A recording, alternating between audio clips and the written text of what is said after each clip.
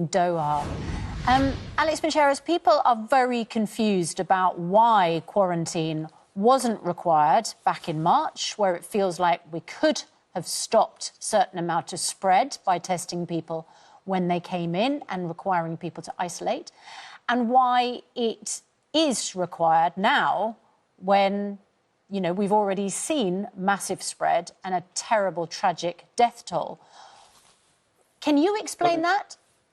I think, you are right in saying that the UK has consistently taken this different approach. I'm sure you guys watched yesterday's daily briefing where Professor Van Tam said that on February 30th is when this kind of isolation period applied to the government to passengers arriving from certain countries.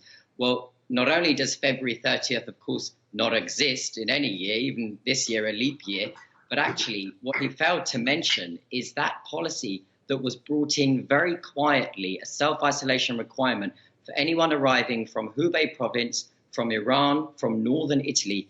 That was removed 17 days later with no explanation. So it was a policy, he's correct, he's wrong about the date, it came into place on the 25th of Feb. It lasted 17 days and it was then withdrawn. And since then, 18 million people, well, actually, it's actually almost 20 million now, have arrived to the UK with no checks, no measures, no tests, no medical assessments, no quarantine, and no requirement to self-isolate from all over the world. And here we are now, almost 6 months into a global health emergency, and they're now saying to prolong the crisis for airlines and questionable at best in terms of if they're following the science, that they now want to be implementing a quarantine, which may be a kind of foreign policy approach where, oh, we've spoken to France and we said, anyone coming via France, we may not require them to quarantine. And then they U-turned on that. And last night we heard that the Greek minister had spoken to the UK to say that he wants a similar arrangement and Downing Street to consider it. And now we're being told there are going to be air bridges where you can fly between certain countries as long as they have low infection rates.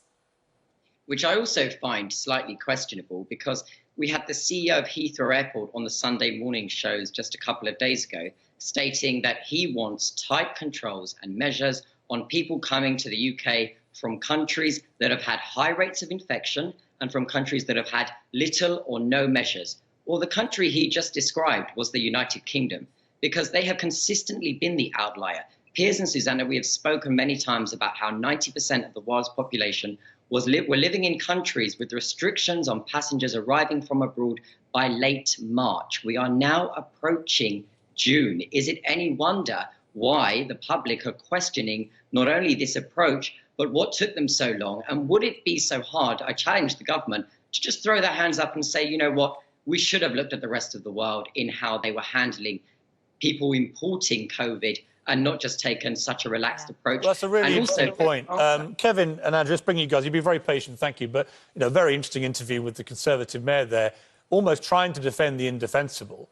And, of course, talking constantly about hindsight, and yet we had plenty of opportunity to look at what was happening in other countries, Kevin, and see what they were doing. We could see what South Korea was doing in terms of intensive testing, tracing, isolation. We could see the problems that Italy were having with their health system. And we just failed to learn any lessons from any other country, it seems to me, and just carried on ploughing our lonely furrow, which has turned the button. Hey, look. Where is it? The world's gone nuts. And one thing I really do think is that at the end of all this, we've got to wake up and smell the cappuccino we're not allowed to buy at the moment, right? We cannot go back, Kevin, to this kind of culture war nonsense, because I just think people's perspectives have completely changed.